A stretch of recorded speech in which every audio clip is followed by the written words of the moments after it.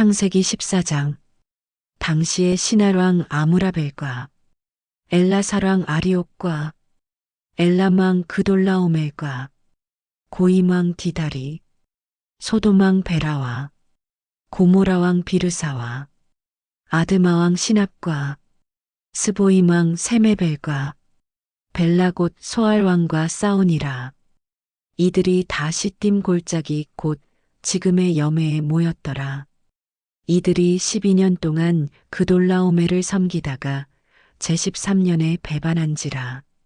제14년에 그돌라오멜과 그와 함께한 왕들이 나와서 아스드롯 가르나임에서 르바 족속을, 함에서 수수 족속을, 하웨 기랴다임에서 엠 족속을 치고 호리 족속을 그 산 세일에서 쳐서 광야 근방 엘바란까지 이르렀으며, 그들이 돌이켜 엠미스박 곧 가데스에 이르러 아말렉 족속의 온 땅과 하사손담 아래 사는 아모리 족속을 친지라.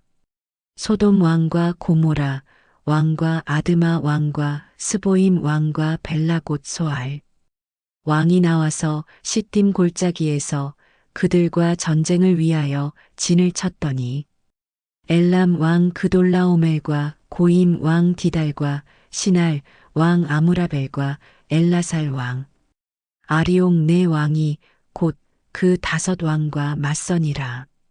시딤 골짜기에는 역청 구덩이가 많은지라. 소돔 왕과 고모라 왕이 달아날 때에 그들이 거기 빠지고 그 나머지는 산으로 도망하매, 네 왕이 소돔과 고모라의 모든 재물과 양식을 빼앗아 가고 소돔에 거주하는 아브람의 조카 롯도 사로잡고 그 재물까지 노략하여 갔더라. 도망한 자가 와서 히브리 사람 아브람에게 알리니, 그때에 아브람이 아모리 족속 마므레의 상수리 숲을 근처에 거주하였더라. 마므레는 에스골의 형제여 또 아넬의 형제라. 이들은 아브람과 동맹한 사람들이더라. 아브람이 그의 조카가 사로잡혔음을 듣고 집에서 길리고 훈련된 자 318명을 거느리고 단까지 쫓아가서 그와 그의 가신들이 나뉘어 밤에 그들을 쳐부수고 다메섹 왼편 호바까지 쫓아가 모든 빼앗겼던 재물과 자기의 조카 롯과 그의 재물과 또 부녀와 친척을 다 찾아왔더라. 아브람이 그돌라오멜과 그와 함께한 왕들을 쳐부수고 돌아올 때에 소돔 왕이 사회 골짜기 곧 왕의 골짜기로 나와 그를 영접하였고, 살렘 왕 멜기세덱이 떡과 포도주를 가지고 나왔으니 그는 지극히 높으신 하나님의 제사장이었더라. 그가 아브람에게 축복하여 이르되, 천지의 주제이시오 지극히 높으신 하나님이여 아브람에게 복을 주옵소서. 너희 대적을 내 손에 붙이신 지극히 높으신 하나님을 찬송할지로다. 하매 아브람이 그 얻은 것에서 10분의 1을 멜기세덱에게 주었더라. 소돔 왕이 아브람에게 이르되, 사람은 내게 보내고 물품은 내가 가지라. 아브람이 소돔 왕에게 이르되, 천지의 주제이시오 지극히 높으신 하나님 여호와께 내가 손을 들어 맹세하노니, 내 말이 내가 아브람으로 치부하게 하였다 할까 하여 내게 속한 것은 실한 오락이나 들매끈 한 가닥도 내가 가지지 아니하리라. 오직 젊은이들이 먹은 것과 나와 동행한 아넬과 에스골과 마므레의 분깃을 제할지니 그들이 그 분깃을 가질 것이니라. 전사가 된 아브라함과 믿음의 여정. 창세기 14장. 전사가 된 아브라함 그리고 진짜 왕을 만나다. 안녕하세요 여러분. 오늘도 함께 하나님의 말씀을 나누게 되어 정말 기쁩니다. 창세기 여행을 계속하고 있는데요. 오늘은 정말 드라마틱한 이야기를 만나게 됩니다. 창세기 14장부터 16장까지 아브라함의 삶에서 가장 역동적이고 감동적인 세 장을 함께 살펴보겠습니다. 여러분, 혹시 평화롭고 온화한 사람이라고 생각했던 누군가가 갑자기 전혀 다른 모습을 보여서 깜짝 놀란 적이 있으신가요? 오늘 우리가 만날 아브라함이 바로 그런 인물입니다. 지난번까지 우리가 본 아브라함은 어떤 모습이었나요? 롯과 다툼이 생겼을 때도 먼저 양보하며 우리는 한 형제가 아니냐고 말했던 평화주의자였죠. 그런데 오늘은 완전히 다른 아브라함을 만나게 됩니다. 창세기 14장 1절부터 보겠습니다. 당시의 신할 왕 아므라벨과 엘라살 왕 아리옥과 엘람 왕 그돌라오멜과 고임 왕 디다리 소돔 왕 베라와 고모라 왕 비르사와 아드마 왕 시납과 스보임 왕 세메벨과 벨라 곧 소알 왕과 싸우니라. 우와, 왕들의 이름만 들어도 머리가 아프네요. 하지만 이 복잡한 이름들 뒤에는 정말 중요한 이야기가 숨어 있습니다. 여기서 벌어지고 있는 것은 단순한 지역 갈등이 아닙니다. 이것은 성경에 기록된 최초의 국제전쟁, 그야말로 고대 근동의 세계대전이었습니다. 동쪽에서 온 네 왕이 연합군을 이루고 있고 가나안 지역의 5왕이 맞서고 있습니다. 4대 5의 구도네요. 여러분, 현대로 치면 어떤 상황일까요? 강대국들이 작은 나라들을 지배하려고 침입해오는 상황입니다. 마치 냉전 시대 강대국들의 세력 다툼에 작은 나라들이 휘말리는 것과 비슷하죠. 3절을 보면 이들이 12년 동안 그돌라오멜을 섬기다가 제13년에 배반한지라고 되어 있습니다. 12년 동안 조공을 바치며 속국으로 지내다가 13년째에 반란을 일으킨 거예요. 그런데 여러분, 여기서 우리가 놓치지 말아야 할 것이 있습니다.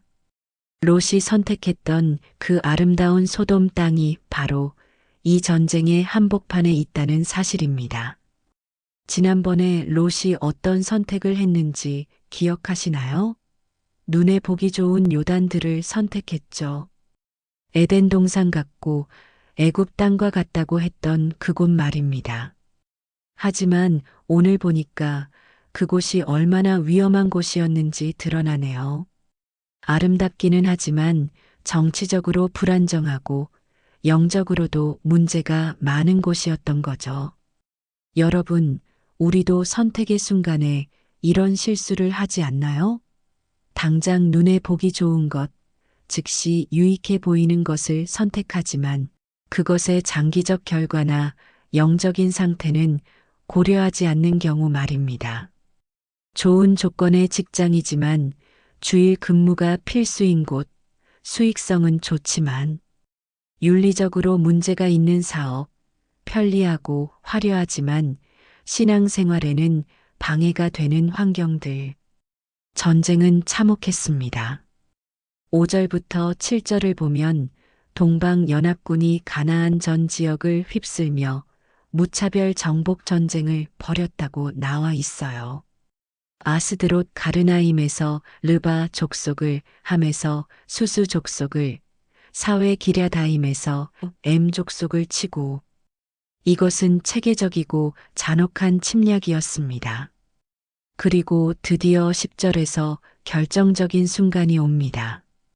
시딤 골짜기에는 역청 구덩이가 많은지라 소돔 왕과 고모라 왕이 달아날 때에 그들이 거기 빠지고 그 나머지는 산으로 도망함에 소돔과 고모라가 완전히 패배한 거예요. 그리고 11절, 12절에서 우리가 가장 걱정했던 일이 벌어집니다. 네 왕이 소돔과 고모라의 모든 재물과 양식을 빼앗아 가고 소돔에 거주하는 아브람의 조카 롯도 사로잡고 그 재물까지 노략하여 갔더라. 롯이 포로로 잡혀간 거예요. 여러분, 이 순간 롯의 심정이 어땠을까요? 자신이 선택했던 그 아름다운 땅이 갑자기 전쟁터가 되고 자신은 포로가 되어 끌려가게 된 거죠. 아마 그때 아브라함과 함께 있었으면 하는 후회가 밀려왔을 것 같아요. 그런데 더 놀라운 일이 벌어집니다. 13절을 보세요. 도망한 자가 와서 히브리 사람 아브람에게 알리니 이 소식이 헤브론에 있던 아브라함에게 전해진 거예요. 여러분, 이 순간 아브라함의 마음이 어땠을까요? 롯과는 재산 문제로 헤어졌었잖아요. 서로 다른 길을 선택했고 어쩌면 서운한 마음도 있었을 수 있어요. 하지만 롯이 위험에 처했다는 소식을 들은 순간 아브라함에게는 과거의 갈등은 중요하지 않았습니다. 오직 한 가지만 머릿속에 있었죠. 롯을 구해야 한다. 여러분, 이것이 진짜 가족의 모습이 아닐까요? 평상시에는 서로 다투고 갈등할 수 있어요. 의견이 다르고 선택이 달라서 떨어져 지낼 수도 있죠. 하지만 정말 위기의 순간에는 모든 것을 제쳐두고 서로를 도와야 하는 거죠. 혈육이니까, 가족이니까 말입니다. 14절을 보면 더욱 놀랍습니다. 아브람이 그의 조카가 사로잡혔음을 듣고 집에서 길리고 훈련된 자 318명을 거느리고 단까지 쫓아가서 318명이요. 여러분, 이 숫자가 의미하는 바가 무엇인지 아시나요? 아브라함이 단순한 유목민이 아니었다는 뜻입니다. 318명의 훈련된 군사를 둘 수 있을 정도의 경제력과 조직력을 가진 족장이었다는 거죠. 그리고 이들이 모두 아브라함을 위해 목숨을 걸 준비가 되어 있었다는 것은 그의 인품과 리더십이 얼마나 뛰어났는지를 보여줍니다. 그런데 여기서 더욱 중요한 것은 아브라함이 즉시 행동에 나섰다는 점입니다. 망설이지 않았어요. 위험을 계산하지도 않았어요. 상대는 강대한 동방 연합군이고 자신은 318명의 소수 정예부대일 뿐이었는데도 말입니다. 여러분, 우리는 어떤가요? 가족이나 동료가 어려움에 처했을 때 즉시 행동에 나설 수 있나요? 내가 나서봤자 뭐가 달라질까? 내 힘으로는 어쩔 수 없어. 나까지 위험해질 수 있어라고 망설이지는 않나요? 15절에서 16절을 보면 아브라함의 전술이 나옵니다.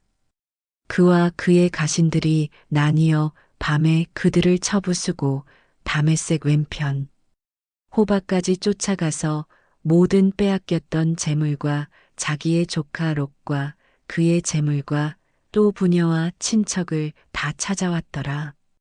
야간 기습 작전이었습니다. 소수 정예부대의 특징을 살린 전술이었죠. 그리고 놀랍게도 대승을 거두었습니다. 이것은 단순히 아브라함의 군사적 재능만으로는 설명할 수 없어요. 분명히 하나님의 도우심이 있었습니다. 여러분, 여기서 우리가 놓치지 말아야 할 교훈이 있습니다. 하나님께서 도우시지만 우리도 최선을 다해야 한다는 것입니다. 아브라함은 기도만 하고 있지 않았어요. 318명을 이끌고 직접 전장에 나갔습니다. 밤잠을 포기하고 위험을 무릅썼어요. 하나님의 도우심을 믿으면서도 인간으로서 할 수 있는 모든 노력을 다한 거죠. 현대의 우리도 마찬가지입니다. 하나님께 기도하고 맡기는 것도 중요하지만 우리가 할 수 있는 실제적인 행동도 필요해요. 직장에서 부당한 일을 당하는 동료를 위해 기도만 할 것이 아니라 실제로 도움의 손길을 내밀어야 하고 경제적으로 어려운 이웃을 위해 기도와 함께 실질적인 도움도 줄 수 있어야 하죠. 이제 정말 흥미로운 부분이 나옵니다. 17절부터 보세요. 아브람이 그돌라오멜과 그와 함께한 왕들을 쳐부수고 돌아올 때에 소돔 왕이 사회 골짜기 곧 왕의 골짜기로 나와 그를 영접하였고 승리하고 돌아오는 아브라함을 두 왕이 영접합니다.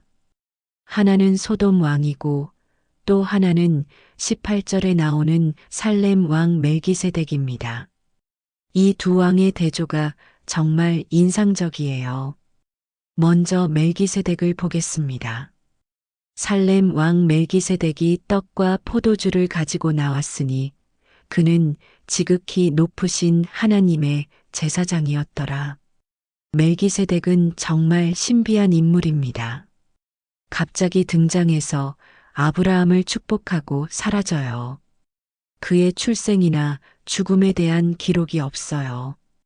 신약 성경 히브리서는 그를 예수님의 예표로 해석하죠. 왕이면서 동시에 제사장인 점, 영원한 존재인 점 등이 예수님과 유사하다는 거예요. 그런데 여기서 주목할 점은 멜기세덱이 아브라함에게 한 축복입니다.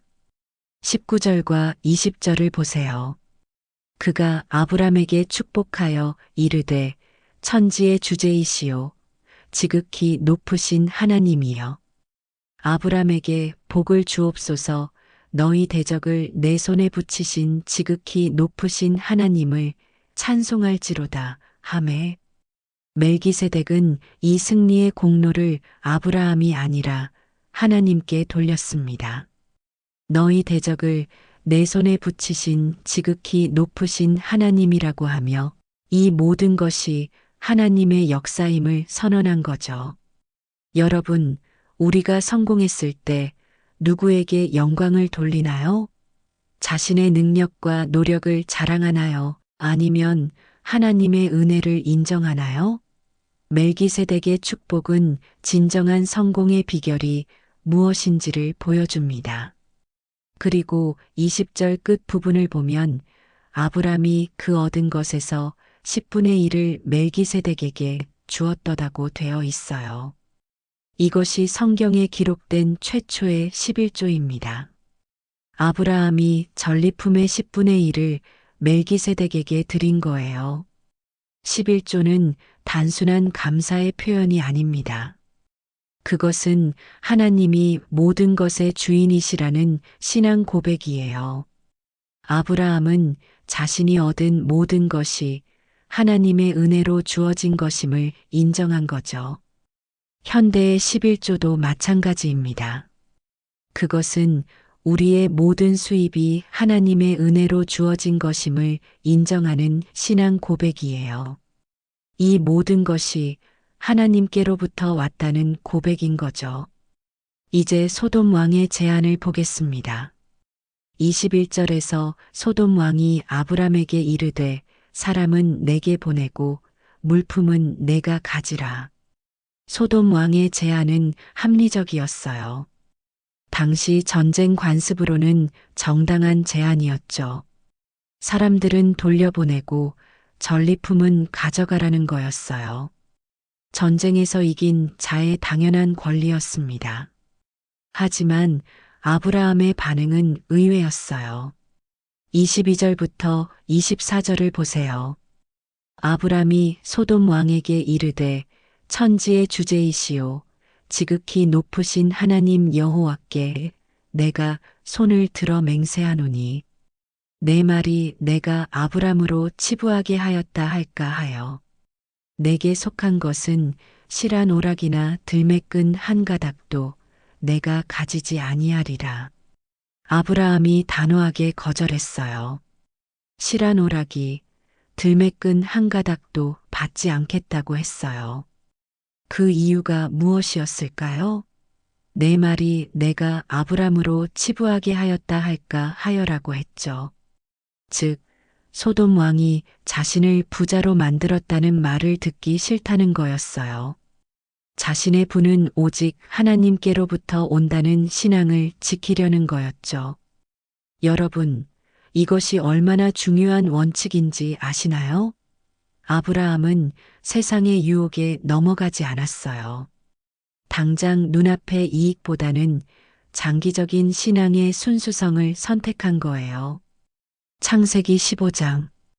이후에 여호와의 말씀이 환상 중에 아브람에게 임하여 이르시되 아브람아 두려워하지 말라. 나는 내 방패요 너의 지극히 큰 상급이니라.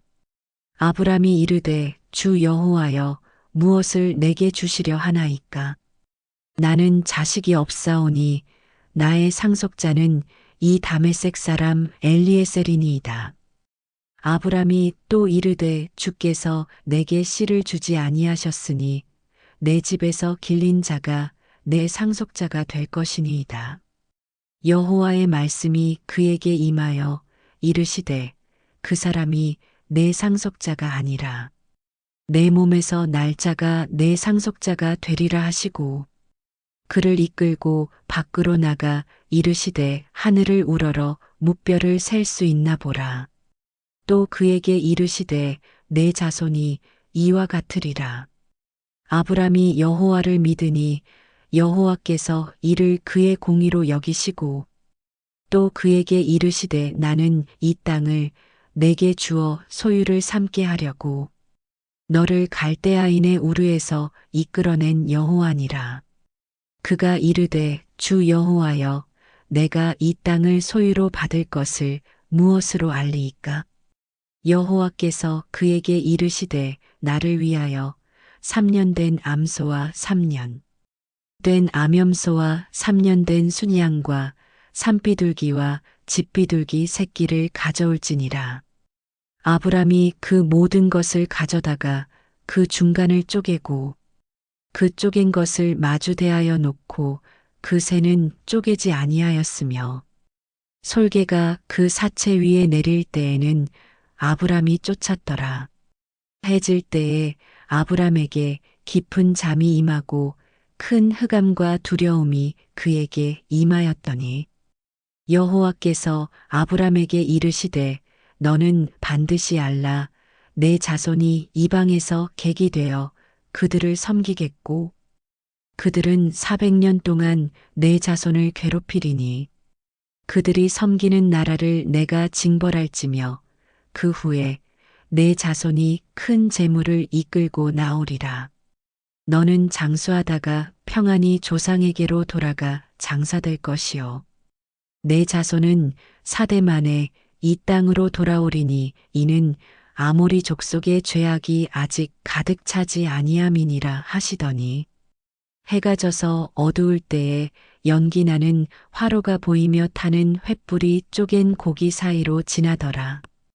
그날에 여호와께서 아브람과 더불어 언약을 세워 이르시되 내가 이 땅을 애굽 강에서부터 그 큰 강 유브라데까지 내 자손에게 주노니 곧 겐 족속과 그니스 족속과 감몬 족속과 헷 족속과 브리스 족속과 르바 족속과 아모리 족속과 가나안 족속과 기르가스 족속과 여부스 족속의 땅이니라 하셨더라.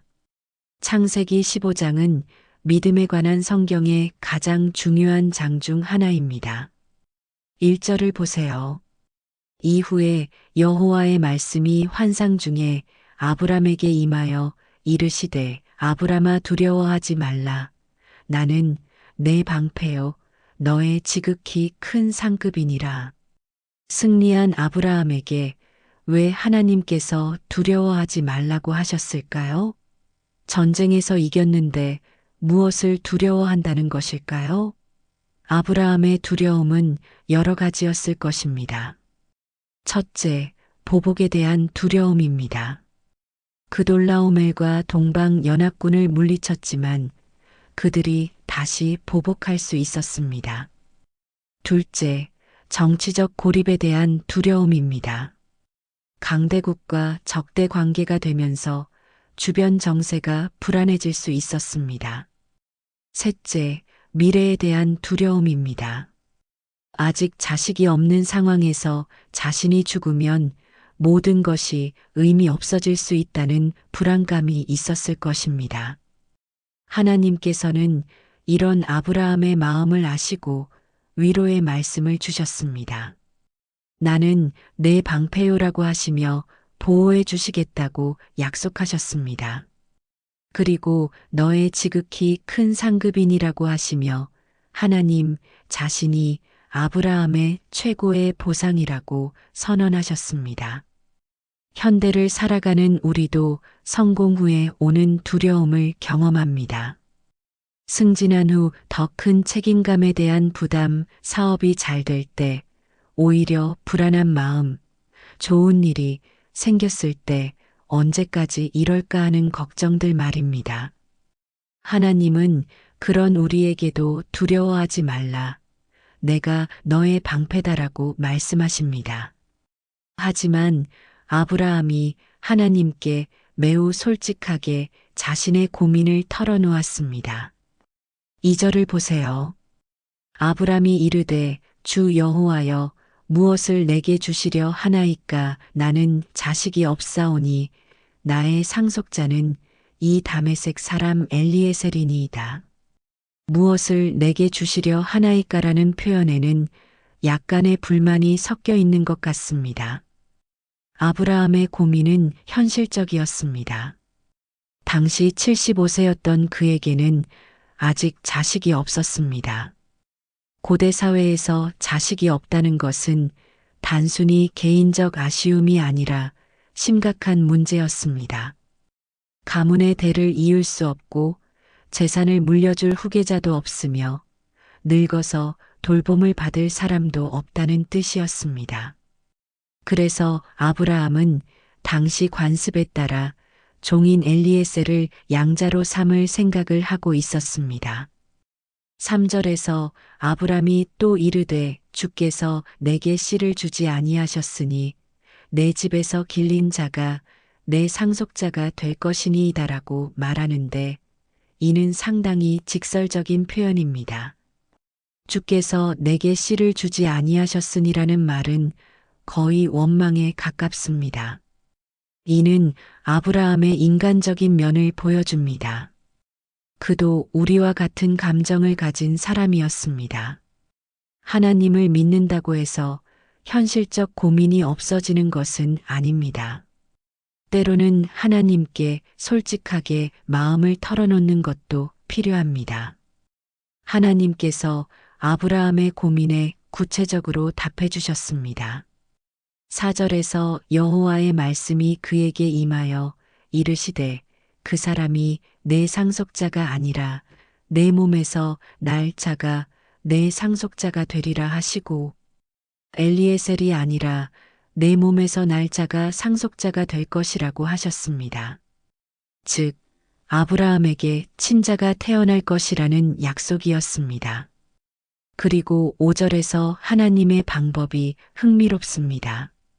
그를 이끌고 밖으로 나가 이르시되 하늘을 우러러 무뼈를 셀 수 있나 보라. 또 그에게 이르시되 내 자손이 이와 같으리라. 말로만 설명하지 않으시고 아브라함을 밖으로 데리고 나가서 밤하늘의 별들을 보여주셨습니다. 시각적 교육이었습니다. 당시에는 광공해가 없었기 때문에 별들이 지금보다 훨씬 선명하게 보였을 것입니다. 수많은 별들이 하늘을 가득 메우고 있는 장관을 보면서 아브라함은 하나님의 약속의 크기를 실감했을 것입니다. 내 자손이 이와 같으리라는 약속은 단순히 많은 자손을 의미하는 것이 아니었습니다. 별들이 어둠을 밝히듯이 아브라함의 후손들이 어두운 세상을 밝히는 역할을 할 것이라는 의미도 담겨 있었습니다. 그리고 6절에서 성경 전체에서 가장 중요한 구절 중 하나가 나옵니다. 아브라함이 여호와를 믿으니 여호와께서 이를 그의 의로 여기시고 이 구절은 사도 바울이 로마서와 갈라디아서에서 인용하여 믿음으로 의롭게 된다는 교리의 근거로 사용했습니다. 믿음이라는 단어가 핵심입니다. 히브리어로 아만인데 여기서 아멘이라는 말이 나왔습니다. 단순히 지적으로 동의하는 것이 아니라 온 마음으로 신뢰하고 의지한다는 뜻입니다. 아브라함이 믿은 것은 무엇이었을까요? 하나님의 존재보다는 하나님의 약속이었습니다. 75세의 나이에 아내도 늙고 자신도 늙었는데 하나님께서 별처럼 많은 후손을 주시겠다는 약속을 믿은 것입니다. 인간적으로는 불가능해 보이는 상황에서 하나님의 약속을 믿는 것, 그것이 바로 믿음입니다. 그리고 하나님께서는 그 믿음을 의로 여기셨습니다. 의라는 것은 하나님 앞에서 올바른 관계에 있다는 뜻입니다. 아브라함이 완벽한 사람이어서 의롭게 된 것이 아니라 하나님을 믿었기 때문에 의롭게 된 것입니다. 그런데 아브라함이 또 다른 요청을 했습니다. 8절에서 그가 이르되 주 여호와여 내가 이 땅을 소유로 받을 것을 무엇으로 알리이까? 땅에 대한 약속을 어떻게 확신할 수 있겠느냐는 것이었습니다. 이는 불신이 아니라 더 확실한 확증을 구하는 것이었습니다. 현대적으로 표현하면 계약서를 써달라는 요청과 비슷합니다. 구두 약속만으로는 불안하니 문서화된 보증을 원한 것입니다. 이런 요청을 하나님께서 나무라지 않으셨습니다. 오히려 아브라함의 요청에 응답하여 공식적인 언약 의식을 치러주셨습니다. 9절에서 여호와께서 그에게 이르시되 나를 위하여 3년 된 암소와 3년 된 암염소와 3년 된 수량과 산비둘기와 집비둘기 새끼를 가져올지니라. 하나님께서 고대 근동 지역의 언약 의식을 사용하셨습니다. 동물들을 제물로 바치는 의식이었습니다. 10절에서 아브람이 그 모든 것을 가져다가 그 중간을 쪼개고 그 쪼갠 것을 마주 대하여 놓고 그 새는 쪼개지 아니하였으며 동물들을 반으로 쪼개서 마주보게 놓는 것이 당시 언약 의식의 방법이었습니다. 언약을 맺는 두 당사자가 쪼갠 동물 사이를 지나가면서 내가 이 약속을 어기면 이 동물처럼 되게 하소서라고 맹세하는 것이었습니다. 11절에서 솔개가 그 사체 위에 내릴 때에는 아브람이 쫓았더라. 아브라함이 재물을 지키느라 하루 종일 애썼습니다. 솔개들이 재물을 채가려고 하는 것을 계속 쫓아냈습니다. 이는 언약에 대한 아브라함의 진지한 마음을 보여줍니다. 12절에서 해질 때에 아브람에게 깊은 잠이 임하고 큰 흑암과 두려움이 그에게 임하였더니 해가 질 무렵 아브라함에게 특별한 체험이 일어났습니다. 깊은 잠이라고 번역된 히브리어는 아담이 하와를 만들 때 빠진 잠과 같은 말입니다. 하나님의 특별한 역사가 일어날 때 나타나는 현상이었습니다. 큰 흑암과 두려움이 임했다는 것은 이것이 평범한 경험이 아니었다는 것을 보여줍니다. 거룩하신 하나님의 임재 앞에서 인간이 느끼는 경외감이었습니다. 13절부터 16절에서 하나님께서 미래에 대한 예언을 주셨습니다. 여호와께서 아브람에게 이르시되 너는 반드시 알라 내 자손이 이방에서 객이 되어 그들을 섬기겠고 그들은 400년 동안 내 자손을 괴롭히리니 아브라함의 후손들이 이집트에서 종살이를 할 것이라는 예언이었습니다. 이는 후에 이스라엘 민족이 이집트에서 430년간 머물게 될 것을 미리 알려주신 것입니다. 하지만 그것으로 끝나지 않을 것이라고 하셨습니다.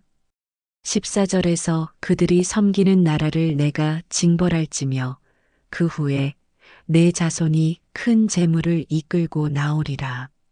이집트를 심판하시고 이스라엘을 큰 재물과 함께 나오게 하실 것이라고 약속하셨습니다. 이는 출애굽의 예언이었습니다. 그리고 17절에서 언약 의식의 클라이맥스가 나옵니다. 해가 져서 어두울 때에 연기 나는 화로가 보이며 타는 횃불이 쪼갠 고기 사이로 지나더라. 놀랍게도 아브라함은 지나가지 않았습니다. 오직 하나님만이 연기 나는 화로와 타는 횃불의 모습으로 쪼갠 고기 사이를 지나가셨습니다. 이는 매우 특별한 언약이었습니다. 일반적인 언약에서는 양쪽 당사자가 모두 의무를 지지만 이 언약에서는 오직 하나님만이 의무를 지셨습니다. 아브라함이 할 일은 없고 하나님이 모든 것을 책임지시겠다는 뜻이었습니다. 이는 은혜 언약의 특징입니다. 구원이 인간의 행위나 공로에 달려있지 않고 오직 하나님의 은혜에 달려있다는 것을 보여줍니다. 18절에서 하나님께서 구체적인 영토 범위를 제시해 주셨습니다. 그날에 여호와께서 아브람과 더불어 언약을 세워 이르시되 내가 이 땅을 애굽 강에서부터 그 큰 강 유브라데까지 내 자손에게 주노니 애굽 강에서부터 유브라데 강까지의 광대한 지역이었습니다. 이는 후에 다윗과 솔로몬 시대에 부분적으로 성취되었고 궁극적으로는 하나님 나라를 통해 완전히 성취될 것입니다. 19절부터 21절에서는 현재 그 땅에 거주하고 있는 10민족의 이름을 구체적으로 열거하셨습니다. 이는 약속이 추상적인 것이 아니라 구체적이고 실제적인 것임을 보여줍니다.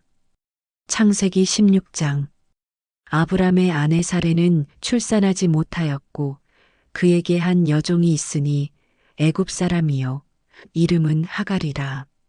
사레가 아브람에게 이르되 여호와께서 내 출산을 허락하지 아니하셨으니 원하건대 내 여종에게 들어가라.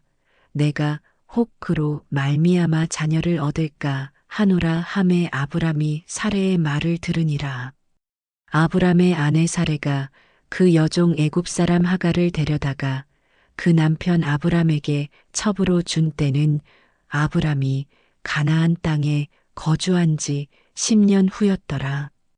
아브람이 하갈과 동침하였더니 하갈이 임신함에 그가 자기의 임신함을 알고 그의 여주인을 멸시한지라. 사레가 아브람에게 이르되 내가 받는 모욕은 당신이 받아야 옳도다. 내가 나의 여종을 당신의 품에 두었거늘 그가 자기의 임신함을 알고 나를 멸시하니 당신과 나 사이에 여호와께서 판단하시기를 원하노라. 아브람이 사레에게 이르되 당신의 여종은 당신의 수중에 있으니 당신의 눈에 좋을 대로 그에게 행하라 하매 사레가 하갈을 학대하였더니 하갈이 사레 앞에서 도망하였더라. 여호와의 사자가 광야의 샘물 곁 곧 술길 샘 곁에서 그를 만나 이르되 사레의 여종 하갈아 내가 어디서 왔으며 어디로 가느냐. 그가 이르되 나는 내 여주인 사레를 피하여 도망하나이다.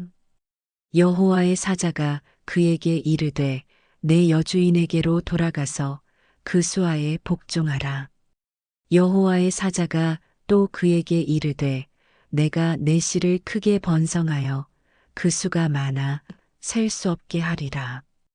여호와의 사자가 또 그에게 이르되 내가 임신하였은즉 아들을 낳으리니 그 이름을 이스마엘이라 하라. 이는 여호와께서 내 고통을 들으셨음이니라.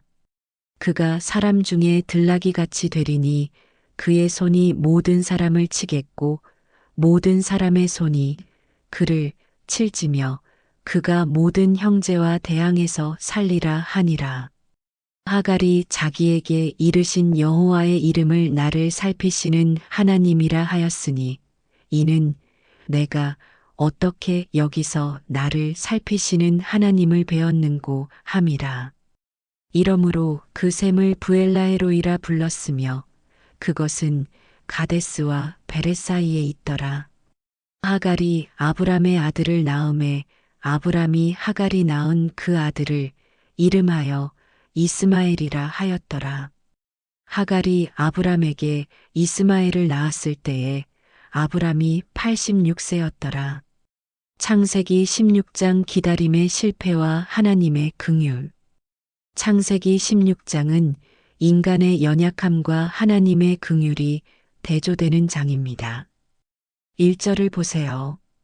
아브람의 아내 사레는 출산하지 못하였고 그에게 한 여종이 있으니 애굽 사람이요 이름은 하갈이라. 하나님께서 별과 같은 후손을 약속해 주신 지 10년이 지났습니다. 아브라함은 이제 85세가 되었고 사레도 75세가 되었습니다. 하지만 여전히 자녀가 없었습니다. 사레에게는 하갈이라는 여종이 있었습니다.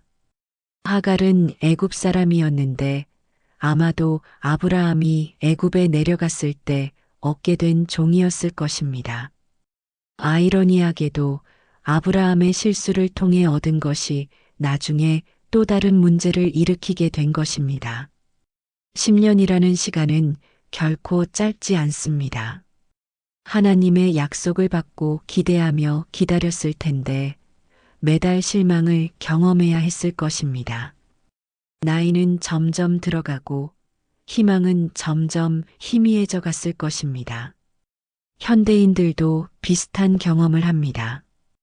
기도했는데 응답이 안 오는 것 같을 때, 계획이 자꾸 어그러질 때, 꿈이 이루어지지 않을 때, 그럴 때 우리는 하나님의 방법 대신 인간적인 방법을 찾게 됩니다.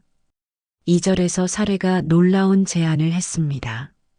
사레가 아브람에게 이르되 여호와께서 내 출산을 허락하지 아니하셨으니 원하건대 내 여종에게 들어가라. 내가 혹 그로 말미암아 자녀를 얻을까 하노라 하매 아브람이 사레의 말을 들으니라. 자신의 여종 하갈을 통해 아이를 얻자는 것이었습니다. 당시 고대 근동 지역의 관습으로는 허용되는 일이었습니다. 실제로 고고학적으로 발굴된 고대 계약서들에서 이런 관습을 확인할 수 있습니다. 하지만 여기서 주목할 점은 사레가 여호와께서 내 출산을 허락하지 아니하셨으니라고 말한 것입니다. 하나님을 원망하는 마음이 드러납니다. 하나님께서 막으셨다고 생각하고 있는 것입니다. 이는 신앙인들이 자주 빠지는 오류입니다. 하나님께서 약속해 주셨지만 때가 되지 않았을 뿐인데 하나님이 막고 계신다고 생각하는 것입니다. 하나님의 때와 하나님의 방법을 신뢰하지 못하는 것입니다. 아브라함도 사레의 말을 들었습니다. 85세의 노인이 된 그도 조급해졌던 것 같습니다. 하나님의 약속을 믿는다고 했지만 막상 현실적인 대안이 제시되자 그 유혹에 넘어간 것입니다. 4절에서 아브람이 하갈과 동침하였더니 하갈이 임신함에 그가 자기의 임신함을 알고 그의 여주인을 멸시한지라. 하갈이 임신했습니다. 사레의 계획대로 된 것입니다. 하지만 예상치 못한 문제가 생겼습니다. 하갈이 사레를 멸시하기 시작한 것입니다. 하갈의 마음을 이해할 수 있습니다. 자신은 젊고 임신도 할 수 있는데 여주인은 늙고 임신도 못하니까 우월감을 느꼈을 것입니다. 더구나 자신이 주인의 아이를 잉태했으니 자신의 지위가 올라간 것처럼 느꼈을 수도 있습니다. 하지만 사레의 입장에서는 견디기 어려웠을 것입니다.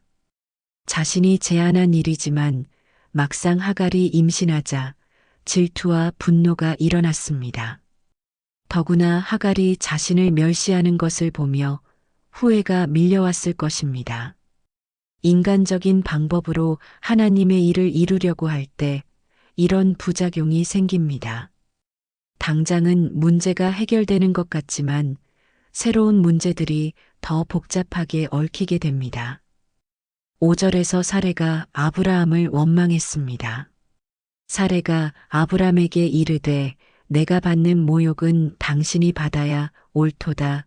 내가 나의 여종을 당신의 품에 두었거늘 그가 자기의 임신함을 알고 나를 멸시하니 당신과 나 사이에 여호와께서 판단하시기를 원하노라.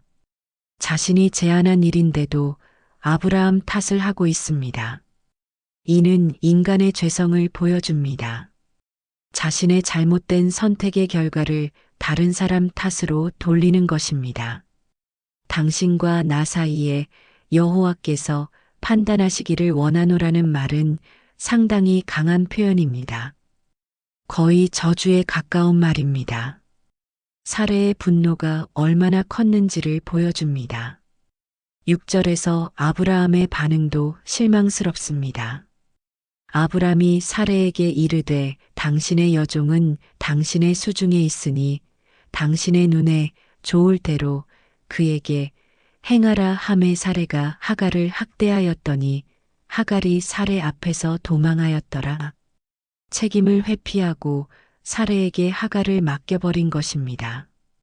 하갈이 자신의 아이를 잉태하고 있는데도 말입니다. 이는 남성들이 자주 저지르는 실수입니다. 문제가 생기면 책임을 회피하고 여성들끼리 해결하라고 하는 것입니다. 결국 사레가 하갈을 학대했고 하갈은 도망갈 수밖에 없었습니다. 임신한 여성이 광야로 도망친다는 것은 목숨을 건 일이었습니다. 7절부터 하나님의 놀라운 개입이 시작됩니다. 여호와의 사자가 광야의 샘물 곁 곧 술길 샘 곁에서 그를 만나 하갈이 절망적인 상황에서 하나님의 사자를 만났습니다. 여호와의 사자는 구약에서 하나님의 현현을 나타내는 표현입니다. 하나님께서 직접 하갈을 찾아가신 것입니다. 주목할 점은 하나님께서 왜 하갈을 찾아가셨느냐는 것입니다. 하갈은 아브라함의 정식 아내가 아니었고 이스라엘 민족도 아니었습니다. 그냥 애굽 여종이었습니다. 하지만 하나님께서는 그런 하갈도 외면하지 않으셨습니다. 이는 하나님의 사랑이 얼마나 크신지를 보여줍니다. 하나님의 관심은 특정 민족이나 계층에 국한되지 않습니다. 고통받는 모든 사람을 돌보시는 분입니다. 8절에서 하나님의 사자가 하갈에게 질문했습니다. 이르되 사레의 여종 하갈아 내가 어디서 왔으며 어디로 가느냐? 그가 이르되 나는 내 여주인 사레를 피하여 도망하나이다. 하나님께서 모르셔서 물어본 것이 아닙니다. 하갈로 하여금 자신의 상황을 정확히 인식하게 하려는 것이었습니다. 하갈의 대답이 솔직합니다. 도망하나이다라고 인정했습니다. 자신의 상황을 미화하지 않았습니다. 9절에서 하나님의 명령이 의외였습니다. 여호와의 사자가 그에게 이르되 내 여주인에게로 돌아가서 그 수하에 복종하라. 하갈에게 사레에게 돌아가라고 하신 것입니다. 하갈의 입장에서는 받아들이기 어려운 명령이었을 것입니다. 학대하는 여주인에게 다시 돌아가라니요. 하지만 하나님께서는 단순히 명령만 하지 않으셨습니다. 놀라운 약속을 함께 주셨습니다. 10절에서 여호와의 사자가 또 그에게 이르되 내가 내 씨를 크게 번성하여 그 수가 많아 셀 수 없게 하리라. 하갈에게도 아브라함과 비슷한 약속을 주신 것입니다. 후손을 번성하게 하시겠다는 약속이었습니다. 11절에서 여호와의 사자가 또 그에게 이르되 내가 임신하였은즉 아들을 낳으리니 그 이름을 이스마엘이라 하라. 이는 여호와께서 내 고통을 들으셨음이니라. 아이의 이름까지 정해주셨습니다.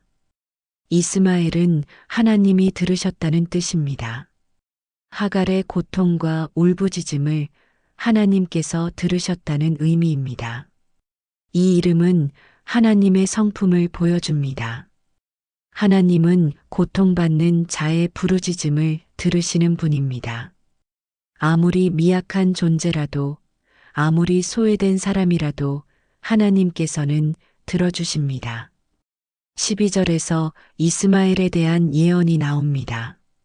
그가 사람 중에 들나귀 같이 되리니 그의 손이 모든 사람을 치겠고 모든 사람의 손이 그를 칠지며 그가 모든 형제와 대항해서 살리라 하니라. 들나귀 같이 되리니라는 표현은 자유롭고 독립적인 성격을 의미합니다. 들나귀는 길들이기 어려운 동물로 알려져 있습니다. 그의 손이 모든 사람을 치겠고 모든 사람의 손이 그를 칠 것이며라는 것은 분쟁이 많을 것이라는 예언입니다. 실제로 이스마엘의 후손들인 아람 민족들은 역사적으로 많은 분쟁을 겪었습니다. 모든 형제와 대항하여 살리라는 것은 이삭의 후손인 이스라엘과 대립할 것이라는 예언입니다. 이는 오늘날까지도 중동 지역의 갈등으로 이어지고 있습니다. 이 예언은 인간적인 방법으로 하나님의 일을 이루려고 할 때의 장기적 결과를 보여줍니다. 당장은 문제가 해결되는 것 같지만 나중에 더 큰 문제가 될 수 있습니다. 13절에서 하갈이 감동적인 고백을 했습니다. 하갈이 자기에게 이르신 여호와의 이름을 나를 살피시는 하나님이라 하였으니 이는 내가 어떻게 여기서 나를 살피시는 하나님을 배웠는고 함이라. 하갈이 하나님을 나를 살피시는 하나님이라고 불렀습니다. 히브리어로는 엘로이입니다. 나를 살피시는 하나님이라는 표현이 아름답습니다.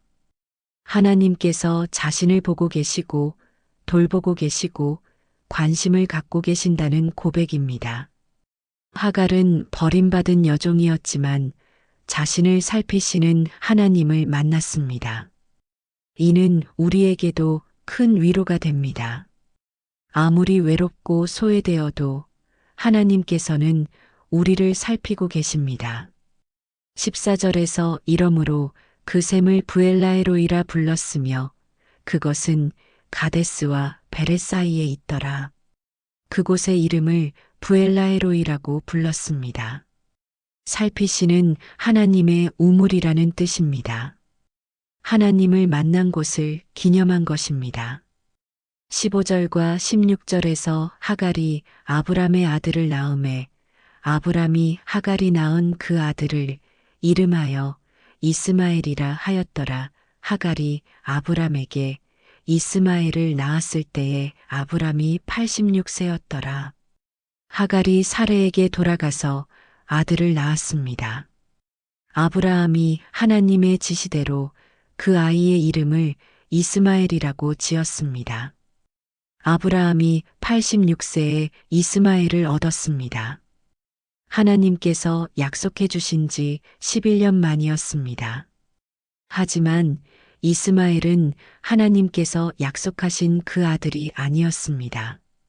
여러분, 창세기 14장부터 16장까지의 여정을 통해 우리는 아브라함의 다양한 모습을 보았습니다. 용기 있는 전사의 모습, 겸손한 신앙인의 모습, 그리고 연약한 인간의 모습까지 말입니다. 하지만 그 모든 과정을 통해 하나님은 변함없이 신실하셨습니다. 아브라함이 실수할 때도 조급해할 때도 하나님은 당신의 계획을 포기하지 않으셨습니다. 오히려 그 실수들까지도 당신의 뜻을 이루는 도구로 사용하셨습니다.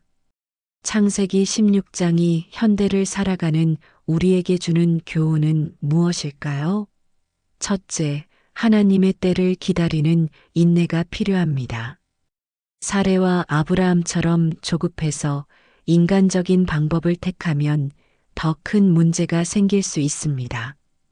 둘째, 문제 해결의 방법이 하나님의 뜻에 맞는지 살펴봐야 합니다. 당시 관습으로는 허용되는 일이었지만 하나님의 최선의 뜻은 아니었습니다. 셋째, 우리의 잘못된 선택이 다른 사람에게 피해를 줄 수 있습니다. 하갈은 아브라함과 사레의 결정에 따라 고통받았습니다. 우리의 선택이 다른 사람에게 미칠 영향도 고려해야 합니다. 넷째, 하나님은 고통받는 모든 사람을 돌보십니다. 하갈처럼 소외되고 버림받은 사람도 하나님의 관심 밖에 있지 않습니다. 다섯째, 우리의 실수에도 불구하고 하나님의 계획은 계속 진행됩니다. 이스마엘의 탄생이 문제를 일으켰지만 하나님은 그 속에서도 당신의 뜻을 이루어 가십니다. 창세기 16장에서 가장 아름다운 부분은 하나님께서 하갈을 찾아가신 장면입니다. 하갈은 이 사건의 가장 무고한 피해자였습니다. 자신의 선택이 아니라 주인들의 결정에 따라 움직였고 그 결과로 고통받았습니다. 하지만 하나님께서는 그런 하갈을 외면하지 않으셨습니다. 광야까지 찾아가서 위로해 주시고 미래에 대한 희망을 주셨습니다. 이는 하나님의 사랑이 얼마나 포괄적인지를 보여줍니다. 하나님의 관심은 언약 백성에게만 국한되지 않습니다. 고통받는 모든 사람을 돌보시는 분입니다. 현대 사회에도 많은 하갈들이 있습니다. 다른 사람의 잘못된 선택으로 인해 고통받는 사람들, 소외되고 버림받은 사람들이 있습니다. 하나님께서는 그들도 사랑하시고 돌보십니다. 우리는 그런 하나님의 마음을 품고 주변의 하갈들을 돌봐야 합니다. 그들에게 나를 살피시는 하나님을 증거해야 합니다. 하나님, 오늘 아브라함의 이야기를 통해 인간의 연약함과 하나님의 신실하심을 보여주셔서 감사합니다. 우리도 어려운 상황에서 용기를 내고 성공의 순간에는 겸손하며 기다림의 시간에는 인내할 수 있는 믿음의 사람들이 되게 해주세요. 그리고 우리 주변의 소외된 이웃들에게 하나님의 사랑을 전하는 사람들이 되게 해주세요. 예수님의 이름으로 기도드립니다. 아멘. 여러분, 오늘 창세기 14장부터 16장까지의 긴 여정을 함께 해주셔서 감사합니다. 다음 시간에는 창세기 17장에서 하나님께서 아브라함에게 할례라는 언약의 표징을 주시고 그의 이름을 아브람에서 아브라함으로 사레의 이름을 사라로 바꿔주시는 놀라운 이야기를 나누겠습니다. 99세가 된 아브라함에게 내년에 아들을 주시겠다는 구체적인 약속과 함께 말입니다. 다음 시간에도 함께 해주세요. 이 영상이 은혜가 되셨다면 구독과 좋아요 부탁드립니다. 하나님의 축복이 여러분과 함께 하시기를 기원합니다. 감사합니다.